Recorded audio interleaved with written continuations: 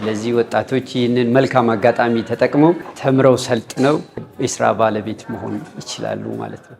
ስሜ ዶክተር ምንተስኖት ግዛው እባላለሁ። በአዲስ አበባ ሳይንስና ቴክኖሎጂ ዩኒቨርሲቲ በአካባቢ ምህንድስና ትምህርት ክፍል በኢነርጂ ቴክኖሎጂ አሲስታንት ፕሮፌሰር ነኝ። በአዲስ አበባ ዩኒቨርሲቲ ደግሞ አጃግ ፕሮፌሰር ነኝ እና ያው አሁን ከፓወር ኢትዮጵያ ቴክኖሎጂ ግሩፕ ጋር እጅግ በጣም ቆንጆ ስራዎችን እየሰራን ነው።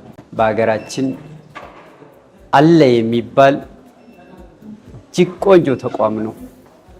በሶላር ኢነርጂ ቴክኖሎጂ፣ በኤሌክትሪክ ቬሂክል ቻርጂንግ ስቴሽን ሲስተም ዲዛይን ኤንድ ኢንስታሌሽን እጅግ መልካምና ጥሩ ስልጠናዎች ለወጣቶች ስራ እድል ፈጠራ እየሰራ ይገኛል።